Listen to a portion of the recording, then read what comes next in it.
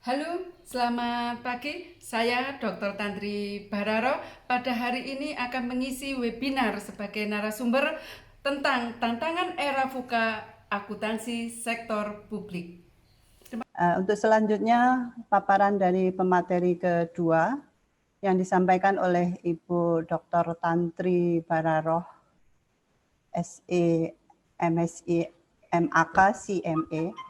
Beliau salah satu dosen dari Prodi Magister Akuntansi Fakultas Ekonomi Bisnis WKS. Beliau seorang politikus, praktisi, peneliti, dan juga penulis aktif dalam berbagai media surat kabar. Nah, terkait dengan data beliau bisa kita lihat dalam tampilan di PPT yang sudah ada. Banyak kegiatan yang beliau lakukan dan beliau sangat aktif sekali. Nah, untuk itu menyingkat waktu, Bu Dr. Tantri Bararoh, SE, MSI, MAK akan menyampaikan materi terkait tentang tantangan VUCA akuntansi sektor publik yang seharusnya di pemateri pertama. Terima kasih Bu Dr. Tantri telah berkenan untuk tukar jam. Ya, monggo dipersilahkan waktunya 30 menit.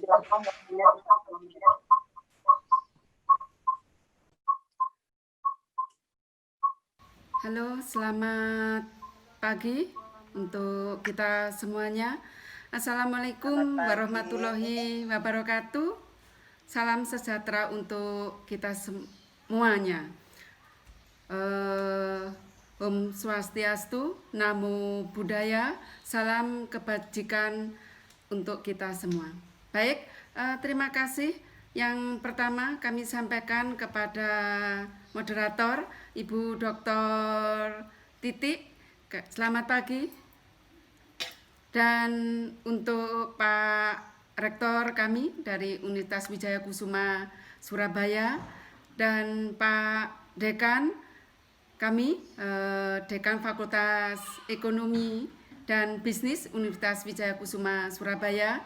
Tak lupa Bu Sarah, halo Bu Sarah, Bu Doktor Sarah yang cantik, terima kasih. Dan untuk pada pagi hari ini memang ada hal-hal yang harus kita sampaikan. Tadi sudah disampaikan banyak sekali oleh Bu Dr. Vivi terkait dengan VUCA yang di sektor publik. Tadi sudah disampaikan sampai pada teorinya juga.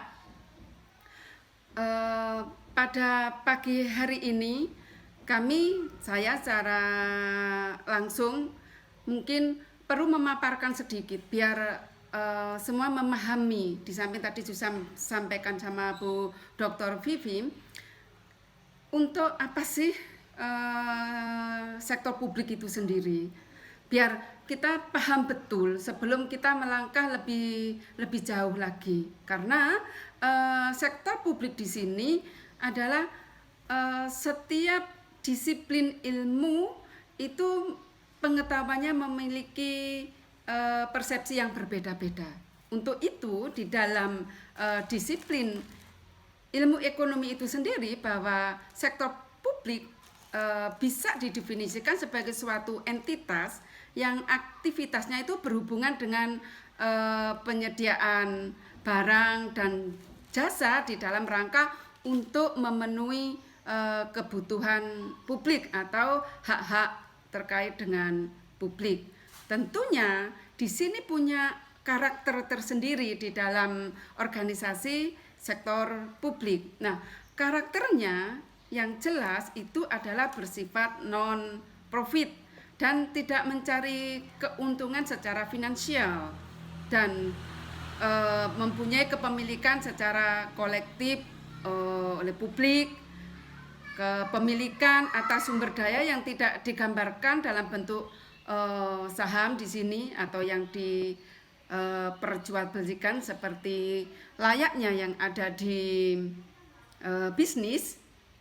Dan tentunya kebijakan-kebijakan inilah secara operasional dalam hal ini adalah organisasi harus diambil secara keputusan bersama, yaitu melalui organisasi baik itu di dalam pemerintah maupun di legislatif. Karena di dalam pengambilan keputusan ini tidak bisa sendiri, makanya perlu ada pembahasan tersendiri antara pihak pemerintah di sini dan pihak legislatif, yaitu DPR.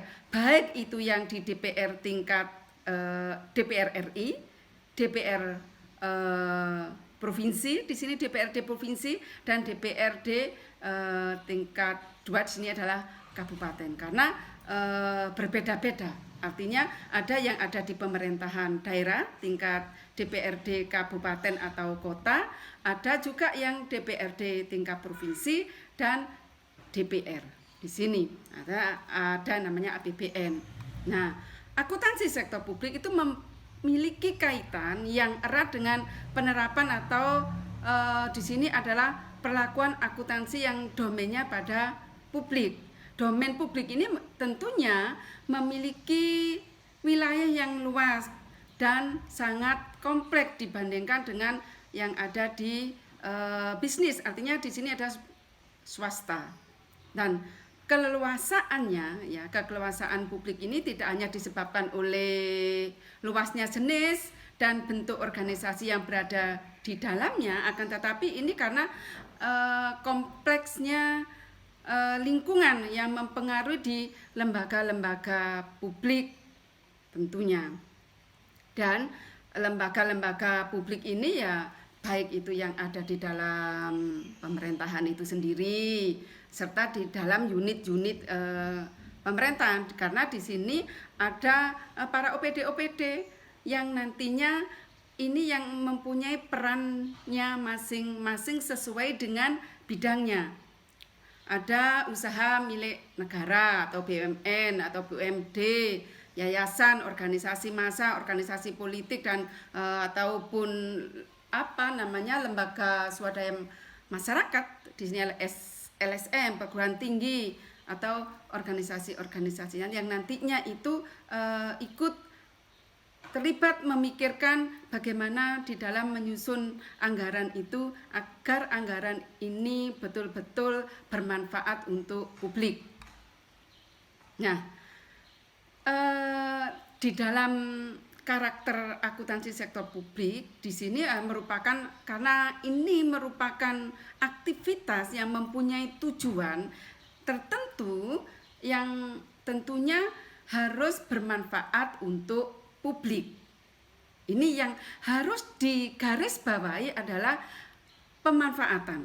Manfaatnya adalah untuk publik, untuk masyarakat, yang tujuannya adalah kesejahteraan masyarakat. Dan ada beberapa aspek akuntansi sektor publik ini tentunya berbeda, yang tadi kami sampaikan adalah di dalam bidang bisnis.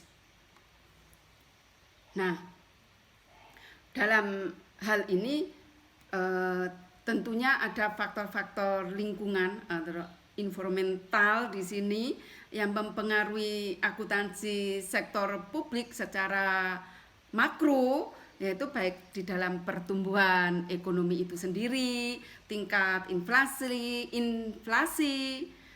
tenaga kerja, nilai tukar mata uang, dan infrastruktur, serta ada kaitannya dengan di sini ada pertumbuhan pendapatan per kapita.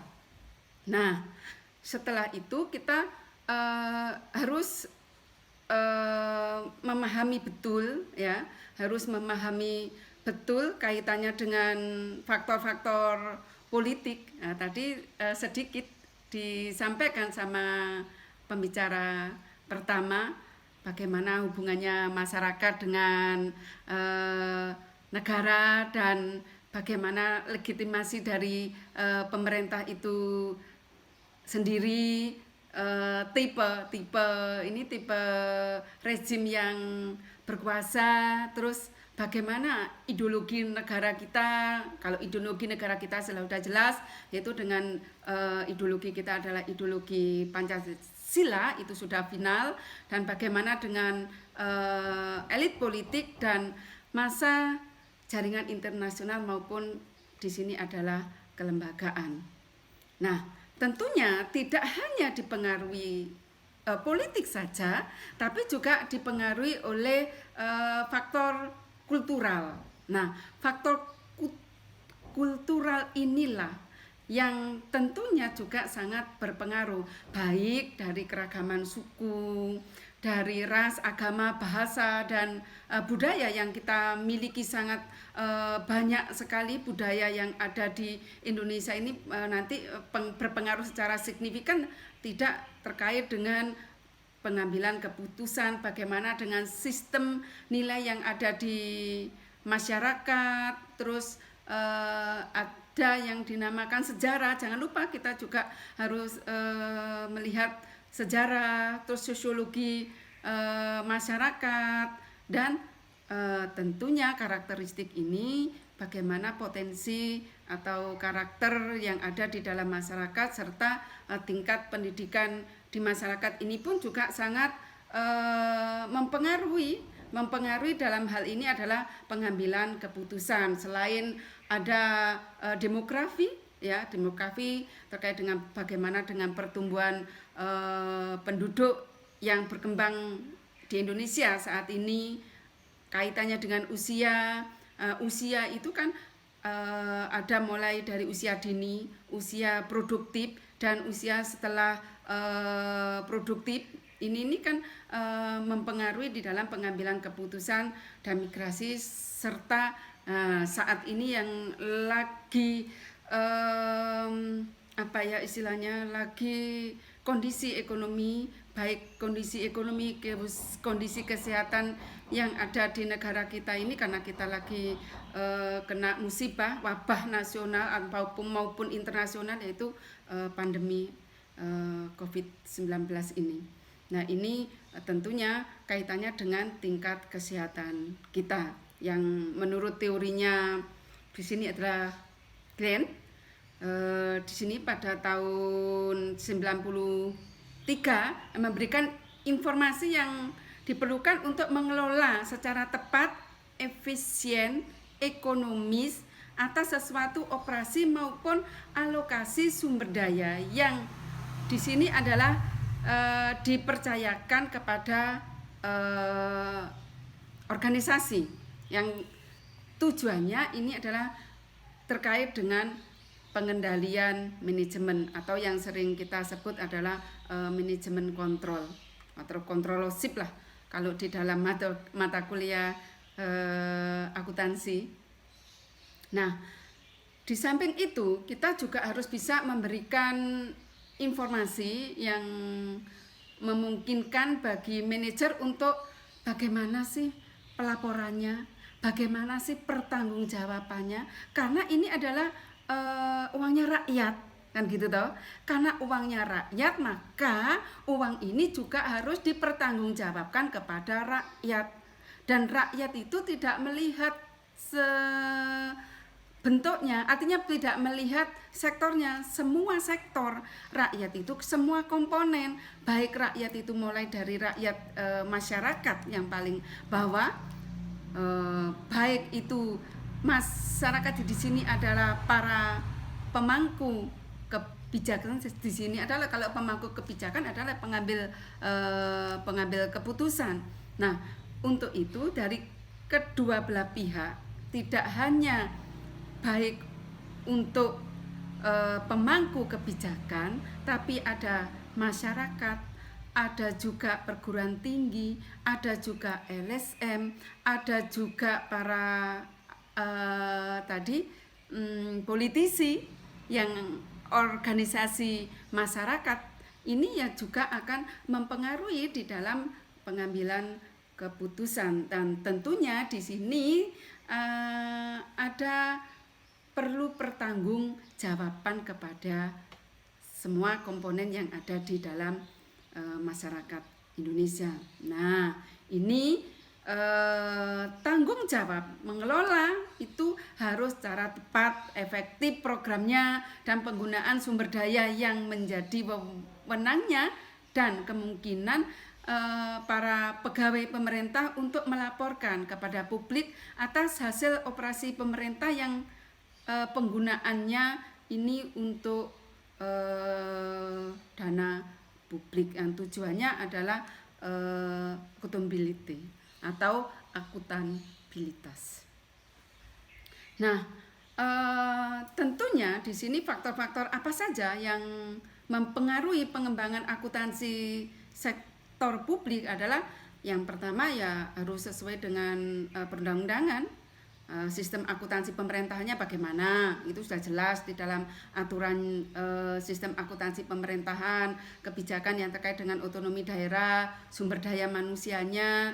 Terus di sini adalah teknologi informasi ini juga sangat menentukan untuk bagaimana kita bisa mempengaruhi masyarakat atau publik, karena sekarang kan sudah zamannya teknologi, kita harus melek teknologi dan masyarakat juga sudah bisa mengakses laporan keuangan negara, baik yang laporan keuangan pusat maupun laporan keuangan yang ada di pemerintahan daerah. Nah, tentunya ini punya permasalahan yang terkait dengan anggaran sektor publik. Yang pertama ada responsivitas anggaran atau responsif anggaran di sini adalah banyak nanti kita jelaskan dan ada keterlibatan dalam proses penganggaran sampai pada distribusi. Nah, responsif anggaran di sini masih banyak organisasi sektor publik yang menerapkan anggaran dengan mekanisme kendali yang bersifat sentralistik dan konservatif. Tadi disampaikan sama Dr. Vivi dan ada pertanyaan dari Bu Renta tadi bagaimana kita bisa tergambarkan bahwa di situ ada kebijakan yang APBN dan APBD. Tapi tentunya di sini adalah sumbernya tetap di Menteri Keuangan. Tentunya sudah ada Permenkyu-nya, sudah ada aturannya, PMK-nya sudah aturannya yang jelas bagi apa-apa saja yang perlu dirasionalisasikan. Nah, tentunya itu akan diikuti dengan peraturan Kemenkyu, itu akan diikuti dengan yang ada di daerah atau di sini adalah pemerintahan yang ada di daerah. Yang kedua yaitu responsif anggaran, yaitu mekanisme sentralistik yang tidak cocok digunakan untuk merespon kebutuhan eksternal yang sangat dinamis. Nah, keterlibatan yang level yang of involvement in budgeting process di sini adalah salah satu kelemahan anggaran, terutama dalam sektor publik itu adalah penganggaran yang dibuat tadi ya, yang tersentral, ya, yang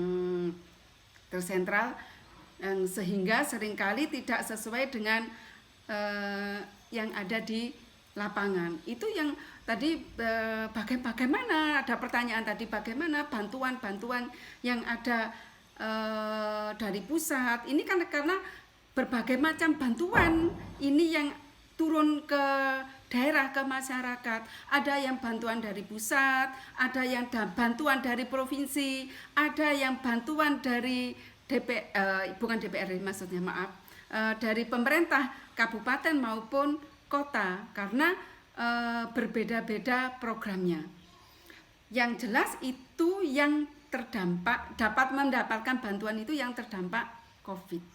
Nah, yang kedua itu keterlibatan unit-unit internal yang terkhusus, yaitu unit akademis dalam organisasi sektor publik yang masih sementara ini yang masih belum signifikan. Tadi sampaikan bahwa masih banyak untuk para mahasiswa, tentunya anak-anak kami mahasiswa maupun dari akademisi yang lain bisa riset itu banyak sekali yang harus diriset, topik-topik yang sangat menarik, karena nanti adik-adik ini adalah para kaum akademisi, ya bagaimana nanti kita bisa meng-create dan bisa memberikan solusi, tidak hanya mengkritisi saja tapi juga harus memberikan solusi. Kalau mengkritisi itu sangat mudah, tapi kita sebagai seorang mahasiswa juga harus punya ide-ide yang cemerlang bagaimana membangun negeri ini biar lebih baik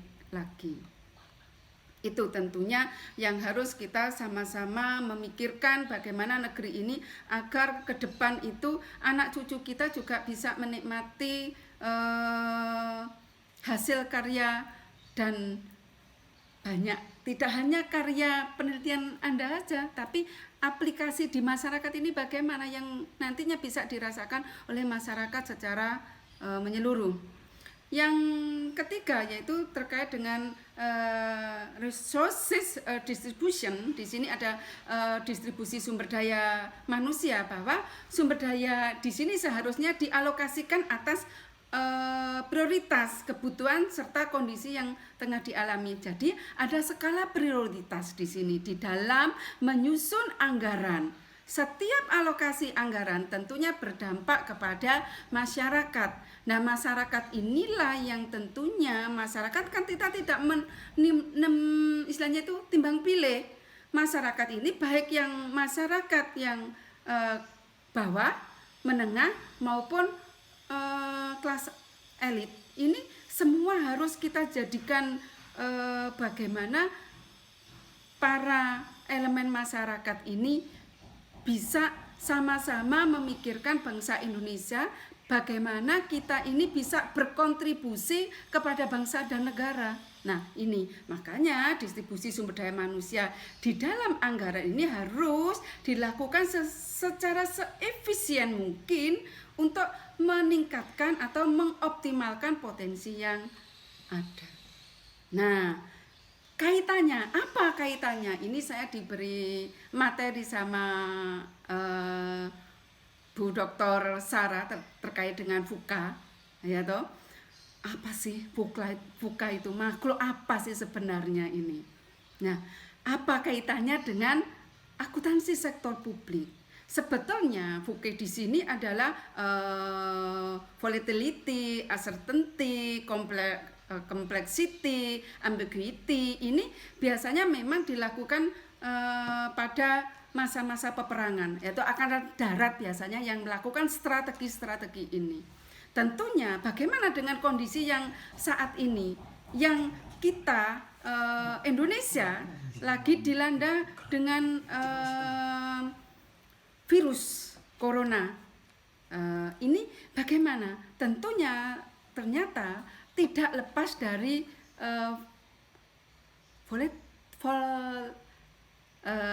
VUCA, volatility, uncertainty, complexity, ambiguity. Nah, untuk itu biasanya di sini tentunya tidak lepas bagaimana kepemimpinan, artinya leadership-nya para pemangku kepentingan di sini. Nah, volatility di sini adalah keadaan yang tidak menentu serta rentan terhadap kejadian-kejadian perubahan. Dan saat inilah di Indonesia terkait dengan akuntansi sektor publik, di sini adalah ternyata oh iya ya, betul ya, ini perlu diterapkan, ini perlu dikaji ulang, dan kajian-kajian ini yang perlu diperkaya lagi sehingga kita di dalam menentukan kebijakan ini kita tepat sasaran. Nah, bagaimana dengan kondisi yang tidak menentu ini yang sehingga menentukan perubahan-perubahan terkait dengan pengambilan keputusan APBN maupun APBD kita. Yang tentunya alih fokusnya kita sekarang untuk penanganan COVID karena kesehatan adalah nomor 1. Terus yang kedua, uncertainty di sini adalah sesuatu yang ketidakpastian dan keadaan yang penuh dengan kejutan-kejutan yang terjadi. Ini bisa kapan saja, ini teorinya, tapi terjadilah saat ini ketidakpastian kapan sebetulnya COVID ini akan berakhir. Tidak ada yang bisa menjawab untuk saat ini. Dulu mulai Maret ya, mulai Maret ini mewabah di Indonesia. Maret katanya bulan Juni bisa selesai. Sekarang sudah bulan Juli, masih terus ada gelombang 1, gelombang 2. Lah ini kan artinya bahwa ada unsur ketidakpastian di dalam kaitannya menentukan keuangan, baik keuangan yang di tingkat pusat sampai tingkat daerah. Nah, complexity ini adalah merupakan situasi yang penuh dengan kerumitan. Ya, orang bisa melihat, oh, ini melihat dari luar itu kayaknya tidak ada apa-apa. Tapi ini sangat rumit sebetulnya di dalam penyusunan anggaran, karena semua ini 50% anggaran untuk publik. Di sini artinya anggaran yang terkait dengan kebijakan-kebijakan pemerintah itu harus dirasionalisasikan. Apa yang harus dirasionalisasikan? Kaitannya adalah tentang pembangunan di sini. Kalau pembangunan untuk sementara itu bisa dialihkan untuk penanganan COVID, karena ini tidak menentu tadi, situasi yang tidak menentu. Dan yang keempat adalah ambiguity. Ambiguity adalah merupakan keadaan. Mohon maaf, ada kesalahan teknisi ya. Inilah adalah teknologi yang memang perlu sewaktu-waktu kita harus bisa menyadari. Tapi ini adalah tidak menjadi masalah. Kita lanjutkan terkait dengan ambiguity. Aduh, ini sekarang kondisi saat ini bangsa Indonesia adalah sangat ambigu. Ambigu di sini adalah sebetulnya sangat mendua. Istilahnya mendua itu adalah merupakan keadaan yang sangat membingungkan, sangat mengambang, yang semuanya ini bisa tidak tahu arahnya kemana. Tapi dengan kondisi seperti ini, karena kita sudah mengetahui, ya kita tidak boleh bingung. Kita tidak boleh bingung bagaimana kita harus arahnya harus jelas, karena ini adalah untuk kesehatan. Kalau manusianya ini sehat, jiwa kita sehat, insya Allah kan kita bisa melaksanakan kegiatan kita juga sehat, pikiran kita sehat, jasmani kita sehat, otomatis kegiatan kita juga sehat, dan insya Allah diridhoi sama Allah Subhanahu Wa Taala. Amin. Nah, tentunya di sini adalah mohon maaf, sebentar. Ya. Maaf Bu Dr. Tantri, waktunya tinggal 2 menit ya. Iya, oke, terima kasih Bu Dr. Titi. Makanya di sini di era buka di sini harus bisa menggambarkan bagaimana Ya, betul. Sistem perekonomian yang mengarah tentunya untuk saat ini penuh dengan ketidakpastian dan berubah-ubah, sehingga kita itu memang tidak mudah untuk mengambil keputusan. Satu sisi perekonomian kita lesu karena kondisi pandemi. Satu sisi kesehatan juga harus diprioritaskan karena kesehatan adalah nomor 1. Dan yang ketiga, tidak hanya kondisi kesehatan saja, tapi kalau bagaimana kondisi masyarakat, UMKM kita bagaimana, agar nanti ini kan perlu istilahnya negara perlu penopang perekonomian kita agar bisa bangkit dan kita bisa berjalan yang seperti dikatakan ada new normal. New normal, cuman budaya kita sudah harus berubah. Perubahan budaya yang sekarang terjadi, dan yang kedua ini akhirnya menimbulkan kecemasan ini harus kita bangun, kita rubah mindset kita harus sehat, istilahnya protokol kesehatan, SOP-nya kesehatan ini harus dipatuhi kan. Sementara orang satu sisi ingin ingin segera selesai COVID-19 ini, tapi satu sisi kalau kesadaran masyarakat itu rendah untuk SOP kesehatan, ya tidak akan selesai. Makanya harus bareng-bareng. Di samping pemerintah ini harus mengoptimalkan, dan kebetulan kami juga wakil rakyat, dan kami secara pribadi juga harus mengoptimalkan kinerja kami. Terus yang kedua ya para akademisi dong, kan gitu ya. Para akademisi ini yang juga harus membangun, menciptakan image bahwa ini sangat penting untuk melakukan sebuah perubahan ini kepada masyarakat, dan masyarakat pun juga bersama pemerintah harus bersama-sama. Di sini adalah masyarakat harus bersama-sama. Kalau masyarakatnya itu tidak mau, tidak ada kesadaran, sulit. Sedangkan satu sisi masyarakat menuntut adanya bantuan-bantuan. Kalau tidak ada bantuan teriak-teriak. Sedangkan di satu sisi tidak mau merubah budaya, tidak mau merubah mindset untuk SOP-nya COVID-19 di sini. Dan yang kedua yaitu ada situasi perekonomian dewasa ini adalah semakin tidak menentu. Itulah yang penyebabnya teknologi informasi yang semakin maju, dan terlebih dengan merebaknya COVID ini perlu adanya istilahnya itu ada perubahan secara global maupun secara nasional dalam rangka untuk menjawab tantangan VUCA tersebut. Perlu ada penerapan mekanisme anggaran yang secara responsif dan adaptif terhadap kondisi yang selalu dinamis saat ini. Nah, ini nih untuk itu kita kebetulan kami adalah wakilnya rakyat, sudah melakukan sebuah refocusing budgeting. Ada perubahan anggaran. Ini adalah salah satu sifat dari responsif terhadap VUCA saat ini. Saat ini telah dilakukan refocusing anggaran. Tentunya ini dinamakan responsif yang adaptif, yang dapat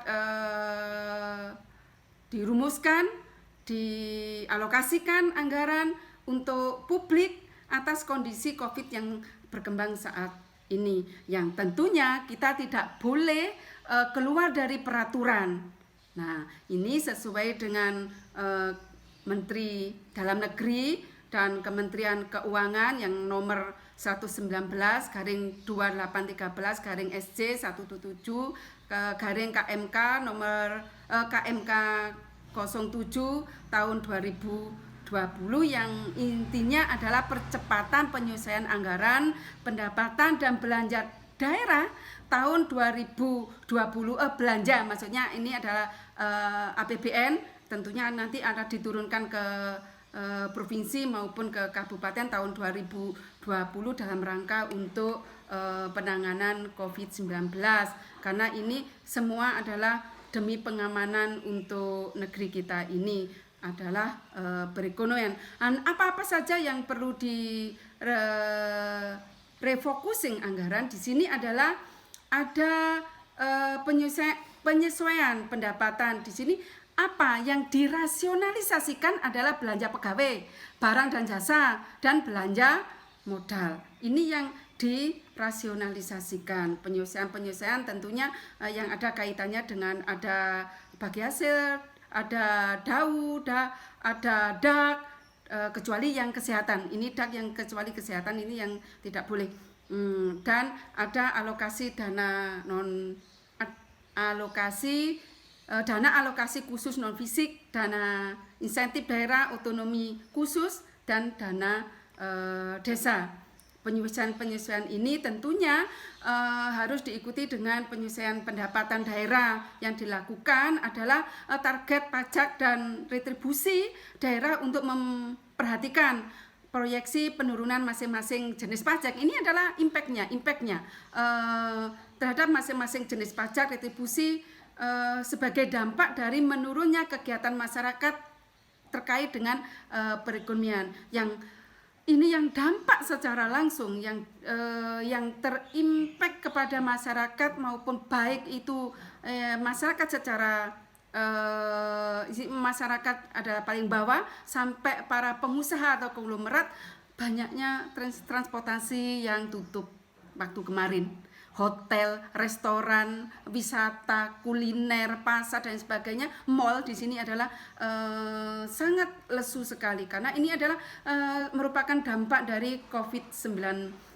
Tentunya di sini rasionalisasi apa saja yang telah dilakukan oleh pemerintah, tunjangan dari penghasilan, baik itu di ASN itu sendiri, pengalian atau pengendalian pengurangan honorarium kegiatan, ada pengendalian pengurangan honorarium pengelola dana BOS, ada pengendalian pengurangan pemberian uang lembur. Ini adalah salah satu bentuk dari rasionalisasi pemerintah di dalam melakukan atau membuat sebuah kebijakan-kebijakan yang dilakukan oleh pemerintah. Ini adalah langkah-langkah yang sangat responsif dan adaptif. Dan rasionalisasi ini tentunya ada juga untuk belanja barang dan jasa. Apa belanja barang dan jasa? Di sini ada terutama terkait dengan perjalanan dinas baik di dalam maupun di luar, itu sudah harus dirasionalisasikan. Barang habis pakai untuk keperluan ATK itu juga harus dirasionalisasikan. Cetak dan pengadaan itu harus dirasionalkan. Pakaian dinas dan atribut harus dirasionalisasikan. Pemeliharaan atau maintenance ini, perawatan kendaraan dinas, sewa jasa makanan, minuman, banyak sekali komponen-komponen atau item-item ini yang harus dirasionalisasikan. Tentunya di sini ada kegiatan-kegiatan termasuk workshop, sosialisasi dan sebagainya yang mengundang pertemuan orang banyak, ini yang tidak boleh. Ya, ini juga harus sudah dirasionalisasikan dan itu tentunya sudah dilakukan. Dan tidak lupa di sini ada untuk pembangunan. Artinya bahwa rasionalisasi untuk belanja modal itu termasuk kendaraan dinas, pengadaan mesin dan alat berat, terus pengadaan tanah, mebeler, gedung, renovasi ruangan atau gedung, pembangunan infrastruktur lain yang bisa ditunda, semua harus ditunda untuk demi penanganan kasus COVID-19 ini, karena semua harus sehat. Kalau tidak sehat kita tidak bisa membangun. Untuk apa adanya pembangunan kalau manusianya tidak sehat semua? Artinya tidak ada fungsi untuk pembangunan. Nah, ini yang memang harus kita dimengerti. Artinya kami menyampaikan kepada masyarakat, ini loh yang sudah dilakukan oleh pemerintah. Ayo sama-sama kita lakukan ini bersama-sama agar Indonesia itu bisa lebih cepat dalam penanganan COVID-19 ini. Bayon di sini budgeting solusi. Apa arti solusinya? Kalau begitu berarti bahwa organisasi sektor publik harus semakin membutuhkan self regulation atau regulating manajemen model dalam rangka untuk menghadapi VUCA di sini. Terus yang kedua, singkatnya di sini bahwa organisasi sektor publik ini membutuhkan mekanisme mandiri yang lebih fleksibel. Harus fleksibel di sini. Tidak bisa dalam kondisi saat ini kaku-kakuan, tidak bisa selesai nanti kalau kaku-kakuan ya di sini. Sehingga kita memudahkan untuk mengelola anggarannya negara. Nah, karena ini adalah uangnya rakyat yang harus dipertanggungjawabkan kepada rakyat, dan kita punya nilai-nilai Pancasila, yaitu kita ada ketuhanan yang Maha Esa. Ini ya, bahwa kita di dalam menyusun anggaran dan untuk melaporkan keuangan negara itu ya harus harus bertuhan. Kalau kita ini sudah bertuhan, insya Allah kita takut sama Tuhan, ya takut sama Allah, kita dalam menjalankannya insya Allah kita akan dibimbing dan kita akan jujur untuk di situ. Dan ketiga ya, kita harus fokus ya, beyond budgeting ini harus berfokus bagaimana kita menciptakan organisasi ini biar lebih gesit lagi, kan gitu toh. Nah, secara umum di sini harus menganut prinsip adaptif, manajemen proses yang fleksibel dalam organizational struktur atau structure di sini. Nah, ini tentunya kita ada beberapa ini nanti ini materinya sudah banyak, nanti coba dibaca. Waktunya kurang berapa menit, Bu Titi? Halo?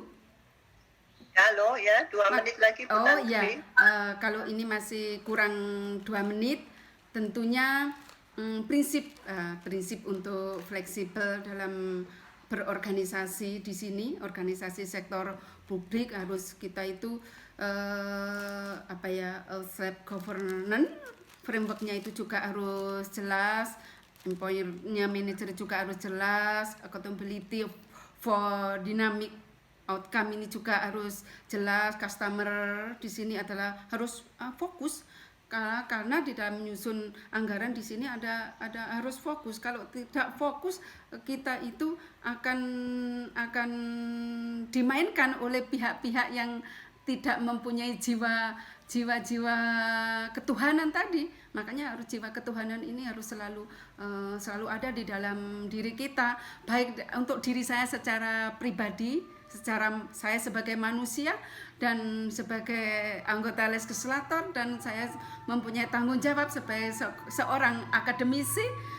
Mungkin ini yang harus kita lakukan bersama, terus juga harus nilai-nilai Pancasila itu kalau kita jabarkan sampai yang terakhir yaitu keadilan sosial bagi seluruh rakyat Indonesia, harus berkeadilan, dan market coordination, supportive leadership, dan yang terakhir tentunya untuk kita semua sebagai closing statement kita bahwa akuntansi atau penganggaran atau budgeting di dalam organisasi sektor publik atau akuntansi sektor publik di Indonesia itu harus mampu beradaptasi, responsif atas kondisi perekonomian nasional yang begitu dinamis. Dan yang kedua, kemajuan teknologi informasi dan penyebaran wabah COVID-19 di sini adalah secara nyata telah menghadapkan Indonesia pada kondisi VUCA. Kondisi inilah yang memang banyak nanti harus kita betul-betul kita Bu Titik nanti kalau kawan-kawan mau meriset, ayo kita sama-sama riset terkait dengan VUCA, karena saat yang tepat metode ini yang dilakukan. Dan sebagai salah satu lembaga sektor publik, tentunya kita harus berupaya responsif, adaptif terhadap kondisi saat ini, dan sudah terjadi dilakukan penerapan refocusing budgeting melalui rasionalisasi anggaran pendapatan dan belanja daerah, yang tentunya pemerintah perlu mempertimbangkan mekanisme penganggaran alternatif di dalam menghadapi VUCA, adalah salah satunya dengan buy-in budgeting. Terima kasih, saya pikir sudah cukup banyak, nanti kita bisa diskusi lebih lanjut, monggo. Terima kasih. Wassalamualaikum warahmatullahi wabarakatuh. Waalaikumsalam warahmatullahi wabarakatuh. Terima kasih untuk Bu Dr. Tantri Bararo, SEMSIMAK CME. Beliau menyampaikan materi yang sangat menarik sekali ya, karena beliau sendiri dalam hal ini seorang politikus yang sudah lama berkecimpung di banyak hal yang beliau sampaikan yang terkait dengan beberapa yang jadi catatan saya adalah bagaimana perlunya faktor-faktor di mana ada faktor-faktor yang mempengaruhi akuntansi sektor publik yang berkaitan erat dengan anggaran organisasi sektor publik. Secara global dan nasional, situasi perekonomian dewasa ini memang tidak menentu ya. Penyebabnya selain teknologi informasi yang semakin maju, juga merebaknya wabah COVID-19. Nah, dalam menjawab tantangan ini, organisasi sektor publik memang harus menerapkan mekanisme anggaran yang responsif dan adaptif terhadap kondisi yang begitu dinamis. Salah satu upaya yang dilakukan tadi disampaikan adalah dengan menerapkan refocusing budgeting melalui rasionalisasi anggaran pendapatan dan belanja negara. Nah, hal yang penting yang perlu tadi menarik untuk kita perhatikan bahwa beliau menyampaikan jangan hanya mengkritik ya, tapi kita kalau bisa memberikan solusi yang diperlukan sehingga kita bersama-sama mengatasi kondisi pandemi COVID-19 ini. Nah, itu yang beliau sampaikan tadi. Jadi jangan hanya mengkritik, tapi kita juga harus bisa memberikan solusi. Terima kasih Bu Tantri masukannya. Nah, terkait dengan itu saya menyapa dulu teman-teman yang sudah hadir. Terima kasih kehadirannya. Saya tadi melihat beberapa chat dari Universitas Sumatera Utara, dari Pasuruan, dari Makassar, Bojonegoro, ada yang dari Bandung, Probolinggo, dari Unmer Surabaya juga ada. Kemudian ada Politeknik Tanah Laut Kalimantan Selatan ya ini ya. Dan beberapa wilayah lainnya. Terima kasih atas partisipasinya, sudah berkenan bergabung dan berdiskusi bersama. Lebih lanjut kita pada topik diskusi yang kebetulan tadi Bu Dr. Vivi sudah ada kegiatan lain sehingga tidak hadir. Nanti beberapa pertanyaan beliau akan kami sampaikan yang memang belum terjawab. Semoga nanti Bu Dr. Vivi berkenan untuk menindaklanjuti. Nah, sekarang kita topik diskusinya bersama Bu Dr. Tantri Bararoh. Atau saya biasanya lebih familiar memanggil Mbak Tantri ini ya. Halo, Mbak Tantri. Halo. Halo, Mbak Tantri. Ada ya? Ya. Ya. Saya buka pertanyaan atau yang perlu kita diskusikan bersama Mbak Tantri. Tadi saya ambil di chat. Nah, dari Bu Indahwati, ini salah satu dosen Magister Akuntansi juga dari Universitas Wijaya Kusuma, terkait dengan penggunaan anggaran daerah yang digunakan untuk penanganan bencana COVID-19 dari alokasi anggaran lain. Terus bagaimana bentuk pertanggungjawabannya? Karena tidak sesuai dengan anggarannya semula. Begitu, Bu Dr. Tantri, mau dijawab langsung atau pertanyaan selanjutnya? Dijawab langsung enggak apa-apa? Oh iya, Bu. Monggo, silakan. Iya. Ya, terima kasih Bu Indah. Selamat pagi. Dan Bu Indah, pertanyaannya sangat menarik sekali. Sangat menarik sekali bagaimana pertanggungjawabannya. Yang jelas pertanggungjawabannya ya sesuai dengan yang sudah dilakukan. Iya, ya tidak berubah pertanggungjawabannya. Artinya maksudnya tidak berubah itu peraturannya tidak berubah. Semua itu bisa dipertanggungjawabkan sesuai dengan penggunaannya, sesuai dengan pengeluarannya dan sesuai dengan penerimaannya. Artinya apa? Apa yang sudah menjadi peraturan di sini kan nanti yang koreksi kan tetap BPK karena itu adalah badan pemeriksa keuangan negara ini, pemeriksa keuangan negara ini yang akan melakukan pemeriksaan seperti biasanya, seperti tugas dan fungsinya. Tidak ada jadi persoalan. Oke, pada intinya pertanggungjawabannya tetap pada penggunaan. Iya. Walaupun mungkin dalam rencana anggarannya berbeda begitu ya, Bu Tantri. Loh, iya, bukan anggarannya berbeda. Tadi kan sudah dilakukan dana awal ya. Refocusing anggaran toh. Sudah dilakukan refocusing anggaran. Ya, jadi nanti ada penyesuaian yang tadi telah kami sampaikan, ada barang dan jasa, ada belanja pegawai, ada belanja modal. Nah, itulah yang nanti akan disesuaikan sesuai dengan pengeluaran yang ada. Terima kasih Bu Dr. Tantri, jawabannya sangat jelas sekali. Pertanyaan selanjutnya dari AM Bagus Panca Putra Jaya. Nah, beliau menanyakan tentang refocusing anggaran. Dalam pengamatan akademisi, 3 belanja dominan di APBD dialihkan ke penanganan COVID. Jika dipilah Yankes JPN dan dampak ekonomi, condong menahan agar tekanan pada ekonomi masyarakat tidak drop. Termasuk masih ada belanja tak terduga dan fokus UMKM identik dengan buka. Upaya pemberdayaan masyarakat belum jadi tekanan. Jadi saat ini masih condong setara BLT ya mungkin ya. Bagaimana membangkitkan roda ekonomi yang efektif jika banyak catatan baru pengangguran dalam rangka pemulihan ekonomi di era pandemi. Jadi kita lihat bahwa dampak dari pandemi ini kan sangat besar sekali dan banyak beberapa perusahaan yang melakukan PHK ya istilahnya, sehingga muncul pengangguran baru atau mungkin lulusan yang muncul baru ya. Sehingga hal ini merupakan hal yang sulit untuk pemilihan ekonomi di era modern. Mungkin Bu Tantri monggo. Jadi upaya. Ya. Gimana Bu Titik? Nah, jadi upaya bagaimana sih membangkitkan roda ekonomi itu agar memang berjalan dengan efektif karena kondisi yang seperti ini. Tadi terkait dengan banyaknya pengangguran, banyaknya permasalahan di UMKM yang tiba-tiba dagangannya sepi dan lain-lain, sehingga itu kan mempengaruhi roda ekonomi. Ya. Bagaimana sih upaya? Terima kasih. Ini saya cerita yang saya lakukan dulu ya, yang saya lakukan secara pribadi.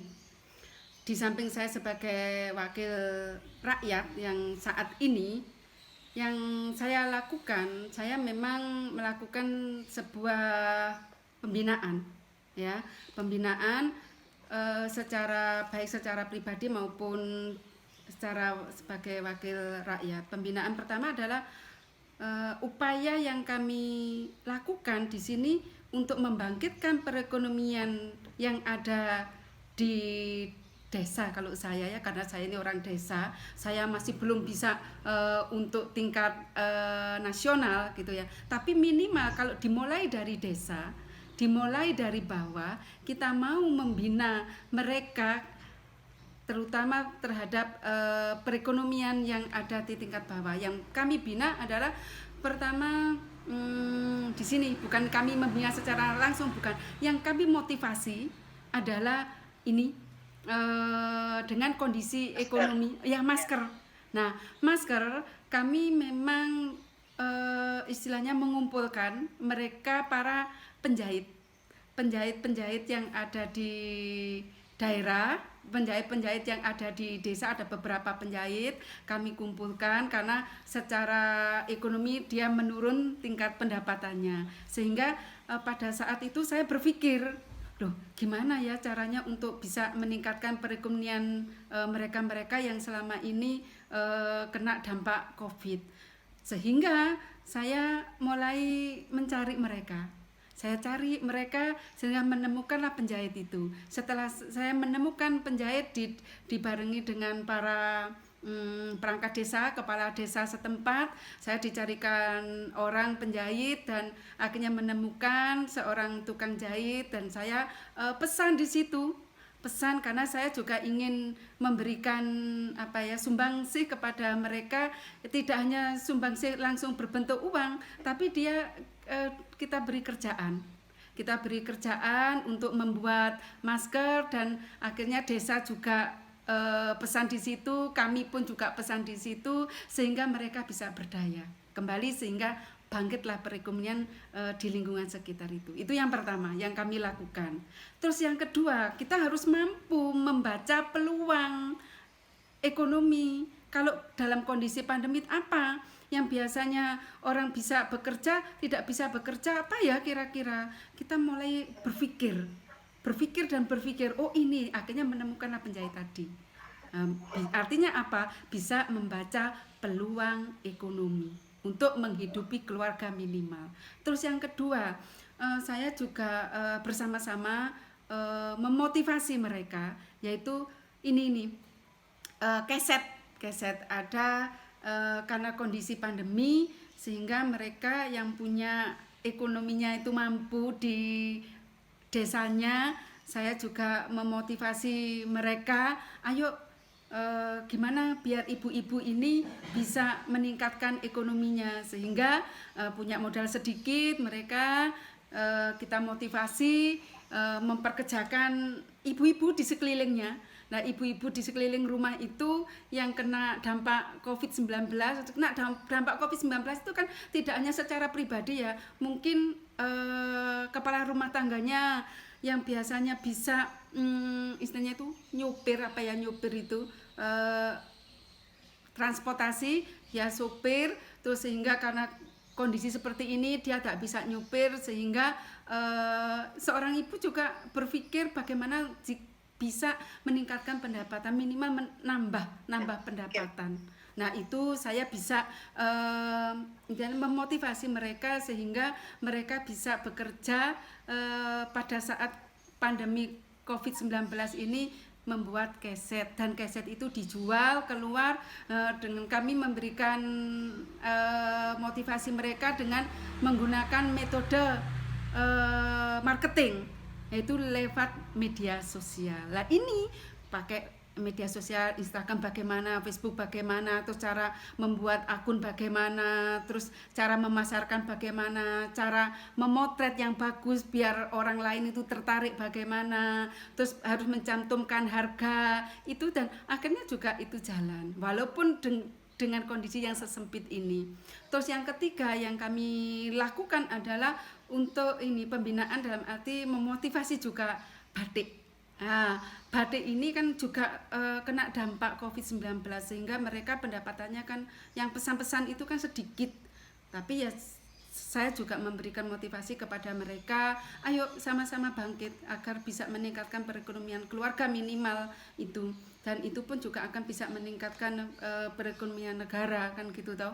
Nah, dia melakukan penjualannya sama, saya juga mengajari dengan menggunakan metode sosial. Metode sosial ini, media sosialnya adalah pakai online ya, bagaimana mengonlinekan batiknya untuk dijual, ya sama mengajari juga bagaimana cara memotret, memfoto batik itu agar bagus. Dan saya juga iya itu terus harganya itu berapa, biar mereka juga akan tertarik kan, itu bisa dibayar secara online. Nah, inilah yang dinamakan budaya kita dengan COVID-19 ini. Budaya kita sudah berubah, mindset kita sudah berubah, semua sudah menggunakan teknologi, sudah tidak zamannya dengan menggunakan manual.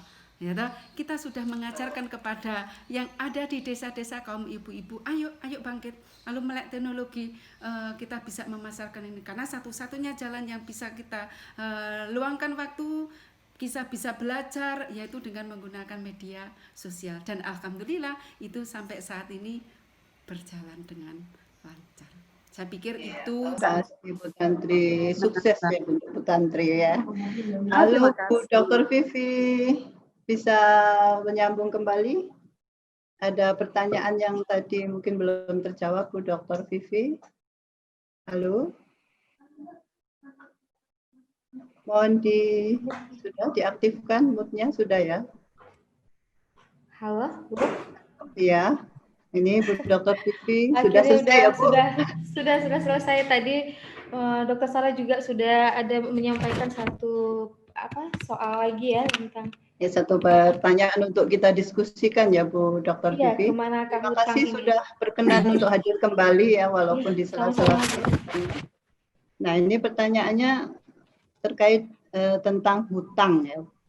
Kenapa Indonesia berhutang ke luar negeri? Dikemanakan uang tersebut?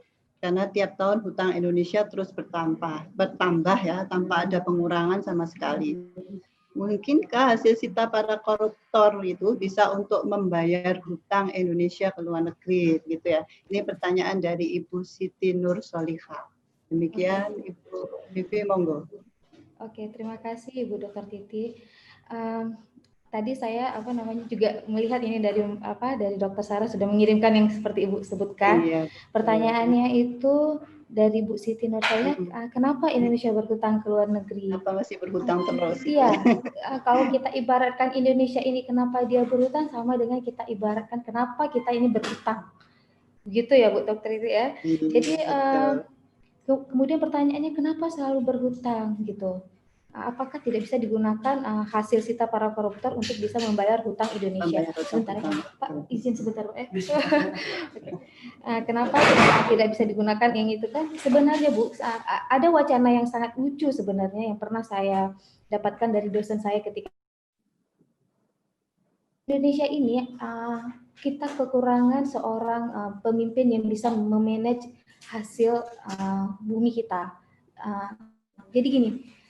Pernah ada seorang beliau dosen akuntansi dan beliau menghitung dengan lahan di Indonesia ini yang masih banyak sangat kosong gitu ya. Kalau di Aceh itu banyak sekali lahan yang kosong.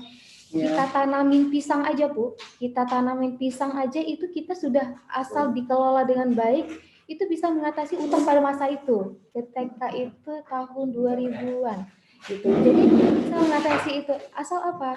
Asal betul-betul dikelola dengan baik gitu. Artinya kita Berdaya alam kita. Iya, perencanaan untuk membayar hutang itu kita sudah merencanakan, bukan perencanaan untuk menambah hutang. Nah, itu merupakan memang fenomena yang terjadi di negara kita. Kenapa pertanyaannya? Kenapa kita terakhir harus berhutang kembali? Artinya para pemangku kebijakan itu menganggap bahwa dengan pendapatan yang ada itu tidak cukup. Sehingga harus ada kita meminjam kepada negara lain supaya apa yang telah direncanakan oleh pemerintah ini dapat berjalan. Seperti itu. Mungkin Ibu Siti Nursolia ada yang mungkin dibuka aja speakernya, Bu, biar beliau apakah sudah puas atau tidak puas. Tadi kan saya monggo Bu Siti. Siti Nursolia gimana, Bu? Nursolika, monggo bisa diaktifkan speakernya untuk bertanya langsung kepada Dr. Vivi.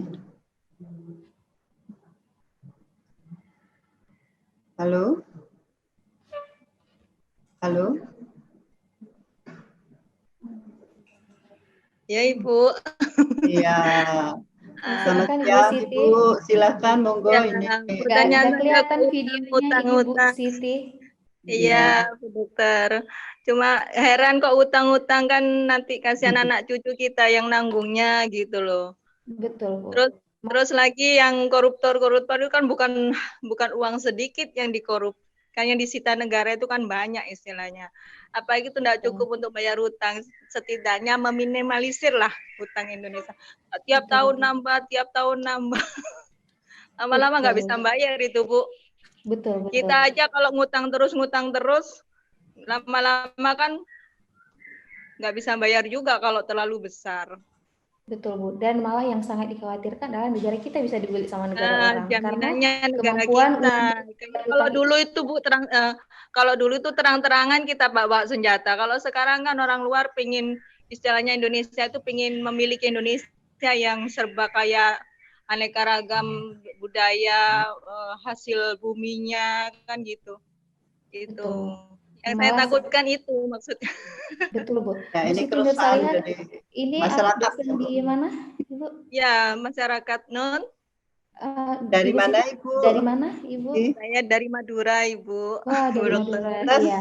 Kalau di dalam sebenarnya masalah hutang ini malah kalau di dalam Islam itu memang sudah diatur, Bu. Jadi misalnya kayak kita berhutang itu, makanya zaman dulu, Bu, mungkin pernah ingat ya. Makanya kalau mulailah usaha itu dari 0. Jangan mulai usaha itu dari 100 gitu.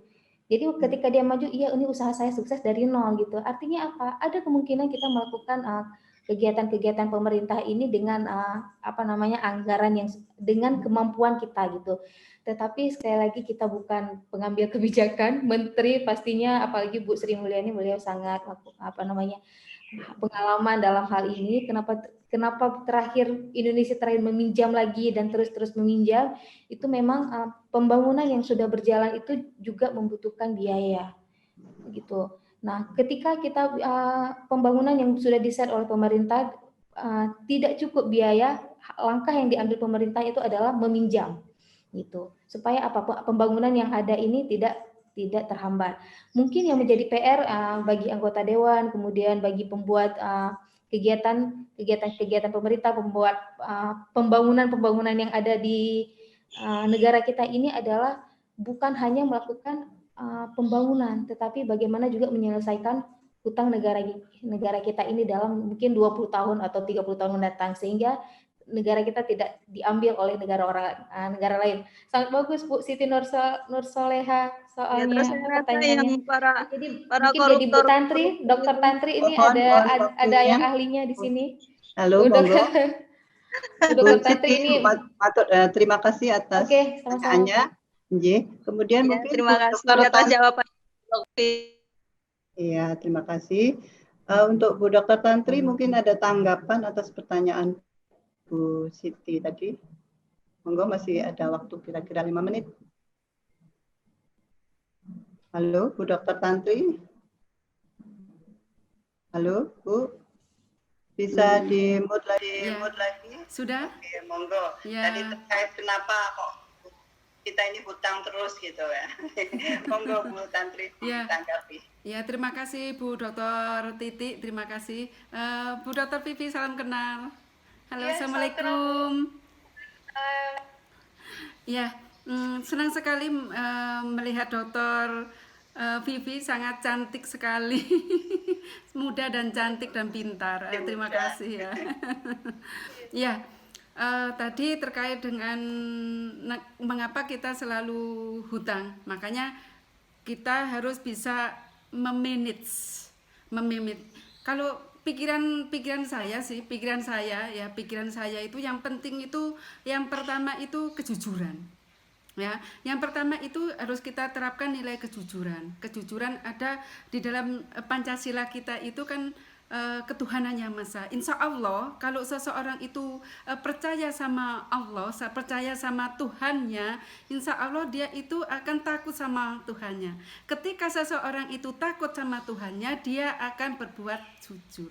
Itu kunci, ya, kunci yang harus kita miliki di dalam diri kita. Maksudnya dalam diri saya secara pribadi. Insya Allah kalau kita itu takut sama Tuhan, kita itu melakukan segala sesuatunya itu kalau tidak jujur itu yang memang tidak ada manusia yang melihat kalau tidak ada yang kita kasih tahu. Tapi kan Tuhan yang tahu. Nah inilah yang harus kita masuk di dalam diri kita. Itu yang pertama, kuncinya ada di situ dulu.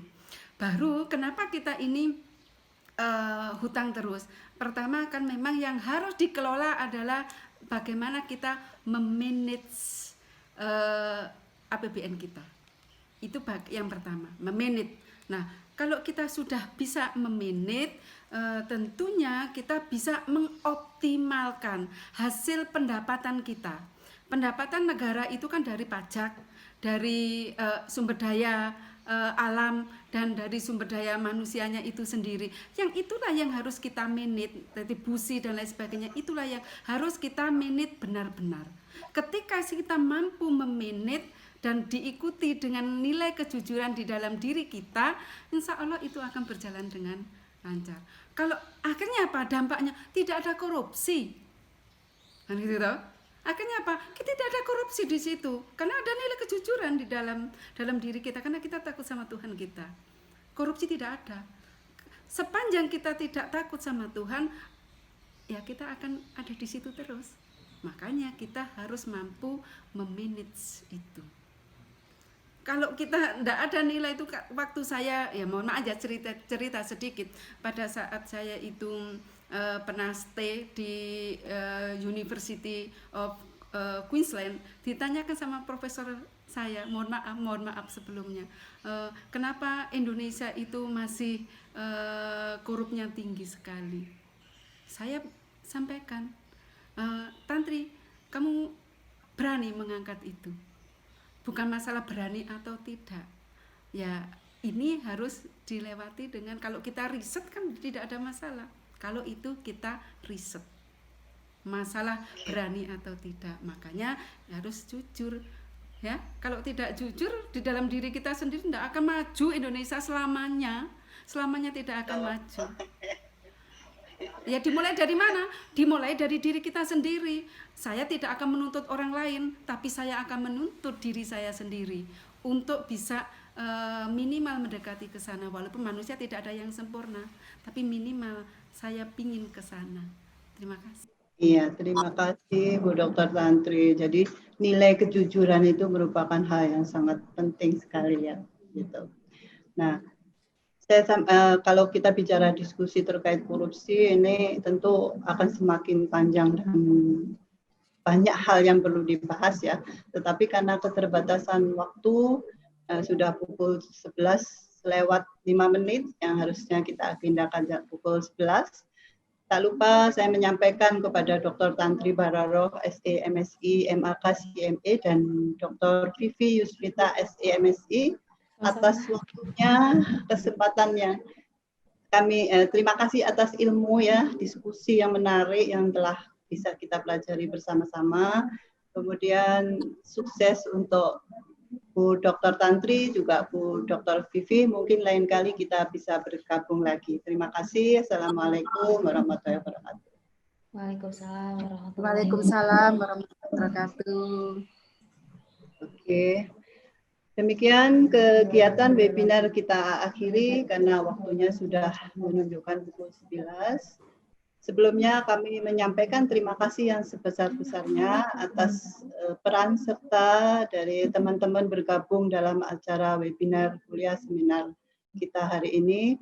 Juga teman-teman dari Fakultas Ekonomi yang beberapa mendukung kegiatan ini berada di dalam area yang kami laksanakan webinar ini, juga dukungan dari rekan-rekan para pimpinan semuanya terkait dengan kegiatan ini. Kami akhiri, tak lupa kami segenap panitia menyampaikan terima kasih yang sebesar-besarnya kepada Bapak Rektor dan Wakil Rektor, Bapak Ketua LPPM, Bapak Dekan, dan Ibu Wadek 3 yang setia menemani kami di sini. Kemudian Ibu PJS Kaprodi Magister Akuntansi, pemateri, dan peserta kuliah umum diskusi ilmiah secara keseluruhannya. Setelah acara ini selesai, dalam beberapa menit bisa dibuka linknya untuk mengakses e-sertifikat dengan nomor seriesnya. Kurang lebihnya saya selaku host dan moderator sekaligus menyampaikan mohon maaf yang sebesar-besarnya jika dalam penyampaian atau mengawal acara kegiatan ini ada salah dan kurangnya.